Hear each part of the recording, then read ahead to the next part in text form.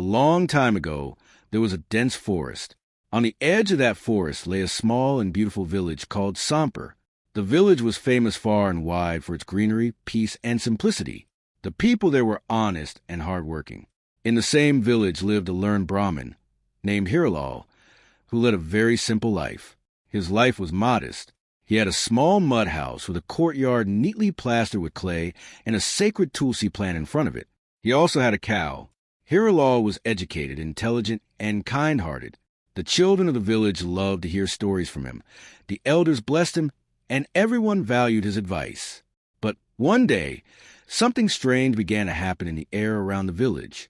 Early one morning, the village watchman rang a bell and gathered everyone together. He said, "Something strange happened last night. I heard weird noises coming from the nearby forest, and a flock of sheep suddenly disappeared." The villagers became frightened. Soon rumors spread throughout the village that perhaps a demon had arrived. Earlier, people believed it was just an old legend that a demon lived in the forest and came out at night to take away innocent beings. But now, the fear began to feel real. On the same day, a horseman arrived in the village. He was a soldier from the king's palace.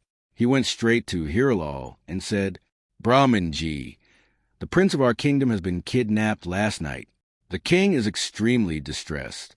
Some people say a demon has taken him." Hirilal was shocked. For a moment he remained silent. Then he said calmly, "I will meditate and think about this matter. Do not worry. With truth and wisdom, any problem can be solved." That night, Hirilal sat in deep meditation. Thoughts filled his mind: the forest, the demon, and an innocent prince. He realized that this was not an ordinary creature. To solve this mystery, he would have to go into the forest himself. The next morning, Hirilal packed a small bag with some bread, water, and a few medicinal herbs.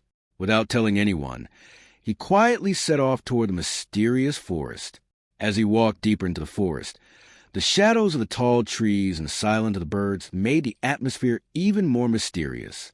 Suddenly, he saw a huge shadow. Two red eyes were peeking through the bushes. A strange smell spread through the air. Hirilal asked calmly, "Who is there?" From the bushes emerged a huge and terrifying demon. His body was green. Two curved horns stood on his forehead, and in his hand he held a weapon that looked like an iron trident. The demon roared, "What are you doing here, Brahmin? Aren't you afraid?" Hirilal lowered his eyes respectfully and replied in a gentle voice, "I have not come here to fight anyone. I have come in search of truth and protect an innocent child." The demon remained silent for a moment and then said slowly, "If you value your life, go back. I am cruel. I will not return the prince." Hirilal replied, "I will come again tomorrow and bring questions for you. If you answer them, I will leave. If not, I will stay here in search of the truth." The demon growled again, but this time there was less anger and more thought in his voice. The next morning, Hirilal returned to the same place. This time he carried some special items in his bag: a lamp, a mirror, and an old copperplate manuscript. The demon was already there, as if he had been waiting. There was curiosity in his eyes. Hirilal said calmly, "Today I have brought 3 questions. If you answer them, I will go back. If you cannot, you may keep me here as you kept the prince." The demon roared, "Ask whatever you want. I fear no one." Hirilal asked his first question, "Why do you only come out at night? Why not during the day?" The demon looked slightly surprised and replied, "Because I cannot bear the sunlight.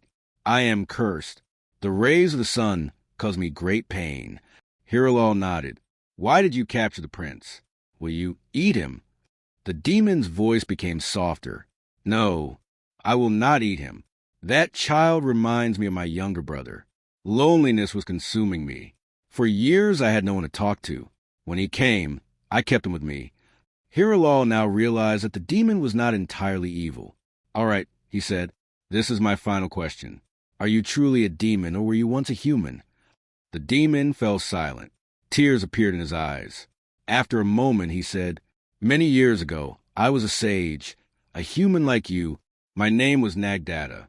I possessed some divine powers, but I became arrogant. Once, I insulted a true Brahmin. He cursed me that until someone shows me the path of truth and love again, I will wander in the forest as a demon. Hiralal now understood. This was a cursed soul longing for love and redemption. He lit the lamp and placed a mirror in front of the demon. Look into this mirror, Hiralal said. You will not see a demon there, but a suffering soul. This lamp is a symbol of hope. As long as you keep this light burning and keep trying to defeat the darkness within you, your curse will break. Tears began to flow from the demon's eyes. Suddenly, something miraculous happened. His body slowly began to change. The horns disappeared. His green skin turned human again. He transformed back into the sage Nagdata.